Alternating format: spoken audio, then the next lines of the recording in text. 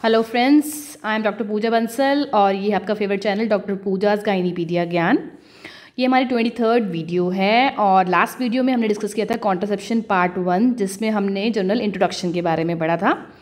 आज हम डिस्कस करने जा रहे हैं कॉन्ट्रासेप्शन पार्ट 2, जिसमें हम बैरियर मेथड्स के बारे में पढ़ेंगे कि कैसे ये काम करते हैं और male female condoms, diaphragm, caps, स्पर्मिसाइड्स and vaginal sponge के बारे में डिस्कस करेंगे। इनका इंट्रोडक्शन, देन कैसे इन्हें यूज़ किया जाता है, क्या क्या इंडिकेशंस होती हैं, advantage, disadvantage and failure rates के बारे में। नेक्स्ट टॉपिक ऑफ डिस्कशन हमारा नॉन स्टेरॉयडल या नॉन हार्मोनल कॉन्ट्रासेप्टिव, जो कि सेनक्रोमेल या सहेली है, जिसका हम मैकेनिज्म ऑफ एक्शन, देन कैसे इस पिल को लिया जाता है, कॉन्ट्राइंडिकेशन, एडवांटेज एंड डिसएडवांटेज के बारे में डिस्कस करेंगे। तो शुरू करते हैं बैरियर मेथड्स के से कि कैसे ये काम करते हैं, मींस इनका मैकेनिज्म ऑफ एक्शन क्या होता है। तो नंबर 1 इज़ ये स्पर्म का डिपोजिशन इन द वेजाइना को प्रिवेंट करते हैं एंड ये penetration of sperm through cervical canal को भी प्रिवेंट करते हैं। सेकेंड इज़ इन शॉर्ट, अगर ये स्पर्म और ओवा को नहीं मिलने देते हैं, मींस ये फर्टिलाइजेशन को प्रिवेंट करते हैं। थर्ड इज़ ये प्रोटेक्शन प्रोवाइड करते हैं against pelvic inflammatory disease, sexually transmitted infections and ectopic pregnancy से। 3 टाइप के बैरियर मेथड्स होते हैं। फर्स्ट इज मैकेनिकल मेथड्स, जिसमें male female condoms, diaphragm and cervical cap आता है। सेकेंड इज केमिकल और स्पर्मिसाइड्स and third is combined, that is vaginal sponge और today. सबसे पहले हम डिस्कस करेंगे बहुत commonly use method, that is condom के बारे में। तो मेल कॉन्डम फॉर एग्जांपल निरोध, ये गवर्नमेंट ऑफ इंडिया की तरफ से फ्रीली अवेलेबल है, या फिर हम कह सकते हैं कि ये national family health planning programme में इंक्लूडेड है। Size of a male condom is 15 × 3 centimetre और ये लेटेक्स के बने होते हैं। बट जो न्यू कॉन्डम्स हैं वो पॉलीयूरेथीन के बने होते हैं, जिस वजह से बहुत थिन होते हैं, बट ये ईजिली ब्रेक ऑफ हो सकते हैं ड्यूरिंग इंटरकोर्स एंड ये बहुत कॉस्टली भी होते हैं। बट लेटेक्स के कंपैरिजन में इसका एक बेनिफिट ये है कि इससे एलर्जी का रिस्क बहुत कम होता है। तो मेल कॉन्डम्स के अंदर सिर्फ एक ही रिंग होता है। अब हम बात करते हैं फीमेल कॉन्डम्स के बारे में। For example FC1, FC2, FC3 and Femidom and Velvet, ये इनके नाम हैं। And size of a female condom जो है वो 17 × 7 सेंटीमीटर होता है एंड ये पॉलीयूरेथीन के बने होते हैं। एंड FC2 जो है, जो गवर्नमेंट ऑफ इंडिया की तरफ से फ्रीली अवेलेबल है, ये नाइट्राइल का बना होता है। फीमेल कॉन्डम्स में 2 रिंग्स होते हैं और ये प्री लुब्रिकेटेड होते हैं, जिस वजह से ये मेल कॉन्डम से बहुत ज़्यादा महंगे होते हैं। अब हम डिस्कस करेंगे कि इन्हें कैसे यूज़ किया जाता है, कैसे इंसर्ट किया जाता है। तो number 1 is step 1, male condom को take it out from the packet से बाहर निकाला जाता है। Step 2 is button it on the penis and step 3 is इसके रिंग को डाउनवर्ड पुल किया जाता है and then couples can have safe intercourse. अब हम बात करते हैं फीमेल कॉन्डम्स की इंसर्शन टेक्निक्स के बारे में। तो जैसा आप जानते हैं, ये 2 रिंग्स होती हैं। तो first is the closed end, या फिर हम कह सकते हैं स्मॉल रिंग, इसे हम विजाइना में डालते हैं on the cervical opening. And जो सेकंड ओपन एंड होता है या फिर बिगर और द आउटर रिंग, इसे हम वल्वा पे प्लेस करते हैं। Indications of the use of the condoms are, first is हम कॉन्डम्स को अकेले मतलब अलोन यूज़ कर सकते हैं। मोस्टली इसे एडवाइस किया जाता है इनफ्रीक्वेंट इंटरकोर्स कपल में, मींस जिनमें इंटरकोर्स करने की फ्रीक्वेंसी जो है बहुत कम रहती है। सेकंड, इसे लैक्टेशनल एमेनोरिया के साथ यूज़ कर सकते हैं या फिर एज अ बैकअप कॉन्ट्रासेप्शन भी यूज़ कर सकते हैं। फॉर एग्जांपल, अगर कोई फीमेल ओरल कॉन्ट्रासेप्टिव्स ले रही है और वो भूल जाती है पिल्स लेना, तो इसे बैकअप मेथड के लिए यूज़ कर सकती है। देन थर्ड इस अगर दूसरे मेथड्स जो हैं वो कॉन्ट्रा इंडिकेटेड हैं, तब भी कॉन्डम्स को एडवाइस किया जाता है। अगर हम मेल कॉन्डम्स के फ़ायदे के बारे में बात करें तो ये बहुत सस्ते होते हैं, ईजिली अवेलेबल होते हैं, easy to carry and use होते हैं एंड ईजिली डिस्पोज ऑफ भी किया जा सकता है। इनका कोई भी साइड इफेक्ट या कॉन्ट्रा इंडिकेशन नहीं होता, रादर ये हमें नॉन कॉन्सेप्टिव बेनिफिट्स भी प्रोवाइड करते हैं। फॉर एग्जाम्पल, ये प्रोटेक्शन प्रोवाइड करते हैं against pelvic inflammatory disease and sexually transmitted infections, for example gonorrhoea and chlamydia. Second is, इनसे एक्टोपिक प्रेगनेंसी के चांसेस एंड ट्यूबल इनफर्टिलिटी के चांसेस बहुत कम हो जाते हैं। एंड थर्ड इज़, ये HIV एंड HPV के ट्रांसमिशन को भी रोकते हैं, जिस वजह से सर्वाइकल इंट्राएपिथेलियल नियोप्लेजिया के चांसेस और कह सकते हैं कार्सिनोमा सर्विक्स के चांसेस बहुत कम हो जाते हैं। Next is the most favourite question, that is male condom के अदर यूजेस क्या हैं। तो नंबर 1, इसे हम ट्रांसवेजाइनल सोनोग्राफी प्रोब पर यूज़ कर सकते हैं। सेकंड इज़ इसे हम पोस्टपार्टम हेमरेज में as a condom catheter use कर सकते हैं। थर्ड इज़ इसे हम वेजाइनोप्लास्टी में यूज़ कर सकते हैं। एंड फोर्थ इज़ इसे हम प्रीमेच्योर इजैकुलेशन में भी यूज़ कर सकते हैं। अब बात करते हैं फीमेल कॉन्डम्स के क्या फ़ायदे हैं। तो फर्स्ट इज़ इसे हम रीयूज़ कर सकते हैं, मींस इसे वॉश करके 7 बार हम दोबारा यूज़ कर सकते हैं। सेकेंड इज़ इसके नॉन कॉन्ट्रासेप्टिव बेनिफिट्स सेम हैं जो कि मेल कॉन्डम्स के हैं। अब हम बात करेंगे कि मेल कॉन्डम से क्या क्या नुकसान या डिसएडवांटेज होते हैं। तो फर्स्ट इज़ इसे यूज़ करने से सेक्सुअल प्लेजर कम हो जाता है। सेकेंड इज़ मेल कॉन्डम्स के फेलियर रेट्स ज़्यादा हैं। नंबर 1, क्योंकि या तो मेल पार्टनर को ये इसे करेक्टली यूज़ नहीं करना आ रहा है। सेकेंड इज़ थिन होने की वजह से ये ईजिली ब्रेक ऑफ हो जाते हैं during intercourse. Third is latex allergy जो कि कॉन्टैक्ट डर्मेटाइटिस कॉज कर सकती है। फोर्थ इज़ मेल कॉन्डम्स को हम दोबारा रीयूज़ नहीं कर सकते हैं। फीमेल कॉन्डम्स के डिसएडवांटेज क्या हैं? ये बहुत ज़्यादा कॉस्टली होते हैं और इसे यूज़ करने के लिए हाईली मोटिवेशन चाहिए होती है। एंड ये नॉइजी होते हैं ड्यूरिंग इंटरकोर्स। ये टॉक्सिक शॉक सिंड्रोम और यूरिनरी ट्रैक इन्फेक्शन के चांसेस को भी इंक्रीज़ कर देते हैं।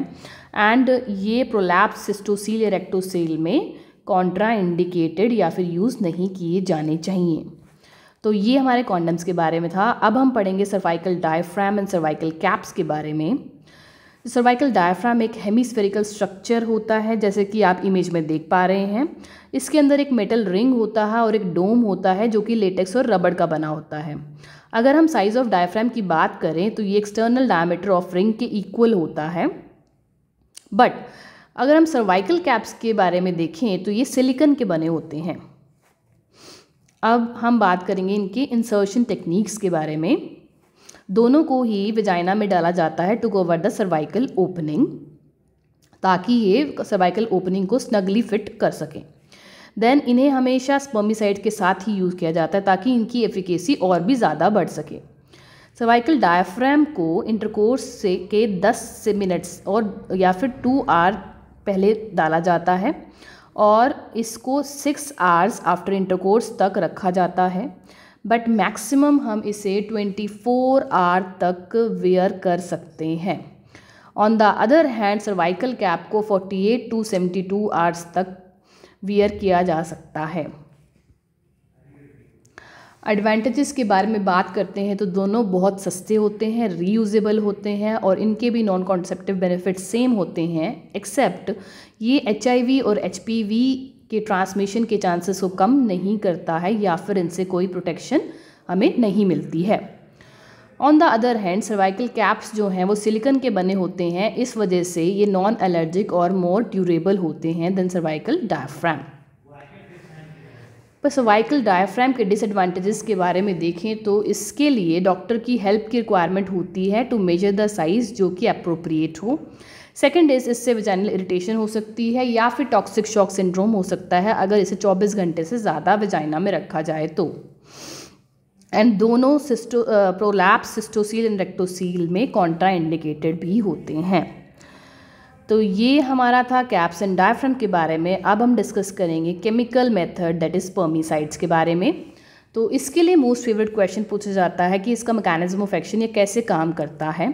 तो स्पर्मिसाइड्स जो हैं सेल मेम्ब्रेन ऑफ स्पर्म को डिस्ट्रॉय कर देते हैं, जिसकी वजह से स्पर्म का इमोबिलाइजेशन हो जाता है। टाइप ऑफ स्पर्मिसाइड्स जैसे कि फॉर्म, जेल, क्रीम, टैबलेट्स या फिल्म के फॉर्म में अवेलेबल होते हैं। इसमें सफेक्टेंट मोस्ट कॉमनली नॉनऑक्सिनोल 9 होता है, पर दूसरे सफेक्टेंट्स के नाम भी हमें याद रखने चाहिए। फॉर एग्जांपल ऑटोक्सिनोल, मैनफिगोल या बेंजाइल कोलिनियम क्लोराइड। स्पर्मिसाइड्स को हमेशा कॉन्डम डायफ्राम में कैप के साथ यूज़ किया जाता है ताकि उनकी एफिकेसी बढ़ सके। Third barrier method is combined that is vaginal sponge, जो कि टुडे के नाम से जाना जाता है। ये भी गवर्नमेंट ऑफ इंडिया की तरफ से फ्रीली अवेलेबल है। This is a vaginal sponge जिसके अंदर 1 ग्राम ऑफ नॉनऑक्सिनोल 9 होता है। इसके मैकेनिज्म ऑफ एक्शन की बात की जाए तो ये स्पर्मिसाइड को रिलीज़ करता है ड्यूरिंग इंटरकोर्स और कोइटस एंड मेल इजैक्यूलेट को ऑब्जॉर्व कर लेता है और सर्वाइकल कैनाल में स्पर्म की एंट्री को ब्लॉक कर देता है।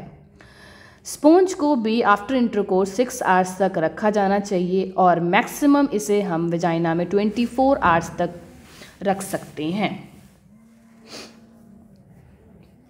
अब हम बात करेंगे ओवरऑल फेलियर रेट्स के बारे में। तो मेल कॉन्डम्स का failure rate is 2 with the ideal use and with typical use it is 18 per 100 women years and female is 21 and 5, but diaphragm इनसे better है, that is 12 and 6. Then sponges का it is 12 and 24, 9 and 20 and spermicide it is 28 and 18 per 100 women year. तो ये हमने discuss किया about the barrier contraceptives. अब हम discuss करेंगे non steroidal means non hormonal contraceptive के बारे में। तो इसका नाम है सेंट क्रोमैन या फिर ये दूसरे नामों से भी जाना जाता है जो कि है सहेली, सेविस्टा, छाया या फिर नोवेक्स डीएस के नाम से भी। छाया जो है वो नेशनल फैमिली प्लानिंग प्रोग्राम में इंक्लूडेड है या फिर कह सकते हैं गवर्नमेंट ऑफ इंडिया की तरफ से फ्रीली अवेलेबल है। इस एक स्ट्रिप में 8 टैबलेट्स होती हैं। जो सेंट्रोमैन है इसके अंदर ऑर्मिलॉक्सिफिन नाम का ड्रग होता है। सबसे पहले ये इंडिया में CDRI that is central drug research institute Lucknow में डेवलप हुई थी। अगर इसके काम करने का तरीका मैकेनिज्म ऑफ एक्शन के बारे में बात की जाए तो ये एक सर्म है, means selective oestrogen receptor modulator. Means इसके स्ट्रॉन्ग एंटी ईस्ट्रोजेनिक एक्शन होते हैं यूट्रस एंड ब्रेस्ट पर एंड वीक ईस्ट्रोजेनिक एक्शन होता है बोन्स पर।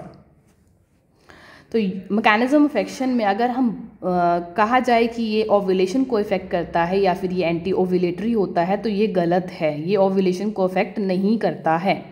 तो main mechanism of actions are, ये फेलोपियन ट्यूब की मोटिलिटी को बढ़ा देता है जिसकी वजह से जाइगोट की ट्रांसपोर्टेशन की स्पीड इंक्रीज़ हो जाती है एंड यूट्रस पर ये इम्प्लांटेशन को प्रिवेंट करता है जिस वजह से ब्लास्टोसिस्ट फॉर्मेशन की जो स्पीड है वो बढ़ जाती है एंड एंडोमेट्रियल प्रोलिफरेशन की स्पीड कम हो जाती है और ये एक एसिंक्रोनी कॉज करता है इन दोनों के बीच में। तो main mechanism of action is ये इम्प्लांटेशन को प्रिवेंट करता है। अब हम बात करते हैं composition and schedule of intake की। तो 1 टैबलेट के अंदर 30 मिलीग्राम ऑफ ऑर्मिलॉक्सिफिन होता है। कॉन्ट्रासेप्शन के लिए हमें इसे 30 मिलीग्राम ट्वाइस अ वीक या फिर 2 pills per week for initial 3 months लेना चाहिए एंड वो भी day 1 and day 4 of cycle से शुरू करना चाहिए। फॉर एग्जांपल अगर फीमेल की साइकिल फर्स्ट डे संडे है तो फर्स्ट टैबलेट संडे को ली जाएगी, देन वेडनेसडे को ली जाती है after 3 days and for initial 3 महीने के लिए फीमेल्स को संडे वेडनेसडे ही लेना होगा। अगर फीमेल का first day of cycle is Monday तो फर्स्ट टैबलेट उसे मंडे को एंड सेकंड टैबलेट उसे थर्सडे को लेनी है एंड इसी तरह से अगर फीमेल का first day of cycle Wednesday है तो उसे वेडनेसडे सैटरडे पहले 3 महीने में लेना होगा। देन उसके बाद 30 milligram once a week means 1 pill per week उसके बाद लेनी है। ये हम डे 1 ऑफ साइकिल पे फॉर एग्जांपल अगर संडे है तो संडे को एवरी वीक लेना है, संडे टू संडे चलेगा और मंडे टू मंडे चलेगा। तो in short 2 pills per week for initial 3 months followed by 1 pill per week there after.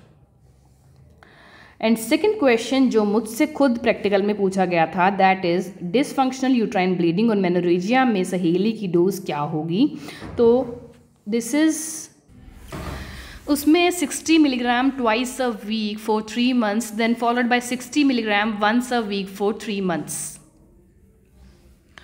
तो अब हम डिस्कस करेंगे अगर फीमेल जो है इस पिल को मिस कर देती है तो क्या शेड्यूल फॉलो होना चाहिए। अगर फीमेल एक पिल मिस करती है तो जब उसे याद आता है तब वो ले सकती है, take ASAP and same schedule follow कर सकती है। पर अगर फीमेल मिस करती है पिल्स को 7 दिन से कम हुए हैं तब उसको जब याद आए तब पिल लेनी चाहिए और सेम शेड्यूल फॉलो करना चाहिए। प्लस उसे condom as a backup method use करना चाहिए till next period starts. But अगर फीमेल इस पिल को मिस किए हुए 7 दिन से ऊपर हो गए हैं, देन फीमेल को हमें as a fresh couple start कराना चाहिए। फॉर एग्जांपल, इससे हमें फिर से twice a week for initial 3 months and once a week thereafter लेना चाहिए। अब हम बात करते हैं कि किस किस फीमेल्स में इस मेडिसिन को नहीं देना चाहिए। तो नंबर 1 इज़ PCOS पेशेंट या फिर सर्वाइकल इंट्राएपिथेलियल नियोप्लेजिया पेशेंट, और पेशेंट इज़ एलर्जिक और हाइपर सेंसिटिव, ट्यूबरकुलोसिस पेशेंट, और एनी लिवर और रीनल डिजीज़ और history of jaundice and pregnancy के अंदर इस मेडिसिन को नहीं लेना चाहिए। देन एडवांटेजेस ऑफ सहेली और Chhaya is number 1 is it is non hormonal, तो इसके कोई भी साइड इफ़ेक्ट्स नहीं होते हैं एंड इसकी एफिकेसी बहुत ज़्यादा होती है एंड ये एक्टोपिक प्रेगनेंसी के चांसेस को भी डिक्रीज़ करती है। और इसका अगर हम इसे स्टॉप करते हैं तो इसकी जो रिटर्न ऑफ फर्टिलिटी है वो बहुत जल्दी होती है। तो अब हम बात करते हैं कि जो इस सेंट्रोमेन है इसके अदर यूजेस या किस किस और कंडीशन में इसे हम यूज़ कर सकते हैं। तो फर्स्ट हमने पढ़ा था कॉन्ट्रासेप्शन, सेकंड है डिसफंक्शनल यूट्राइन ब्लीडिंग और menorrhagia and pre menstrual symptoms. Then इससे हम ब्रेस्ट की condition for example fibroadenoma of breast, mastalgia and breast cancer में भी यूज़ कर सकते हैं and third is ovarian cancer में भी इसे यूज़ किया जाता है। अगर हम इसके डिसएडवांटेज या नुकसान की बात करते हैं तो सबसे मोस्ट कॉमन साइड इफ़ेक्ट इसका ये होता है कि ये मेंसेस को बहुत डिले करता है या फिर उसकी जो ब्लीडिंग है उसको कम करता है, स्कैंटी बनाता है एंड पीरियड्स को प्रोलॉन्ग कर देता है। एंड सेकेंड इज़ इससे ओवेरियन सिस्ट होने के चांसेस भी होते हैं। अगर हम इसके माइनर साइड इफ़ेक्ट्स के बारे में बात करें तो इससे हेडेक हो सकता है, फीमेल में वेट गेन हो सकता है या फिर ब्लड प्रेशर भी बढ़ सकता है। लास्टली हम बात करेंगे फेलियर रेट्स जो कि इसके बहुत कम होते हैं, that is 1 to 2 per 100 women year. तो मोस्ट ओवर एंड ऑल ये सहेली जो है एज कॉन्ट्रासेप्टिव्स एंड DUV में काफ़ी इफेक्टिव होती है। जिस फीमेल को हार्मोनल साइड इफ़ेक्ट्स हो या फिर हार्मोनल टैबलेट कॉन्ट्रा इंडिकेटेड हो तो उस फीमेल में हम सेंट्रोमेन सहेली को एडवाइस कर सकते हैं। तो गाइज ये मेरी वीडियो थी बैरियर मेथड्स एंड सेंट्रोमेन पर। Next video I will be putting on hormonal pills with many mnemonics. Thank you so much.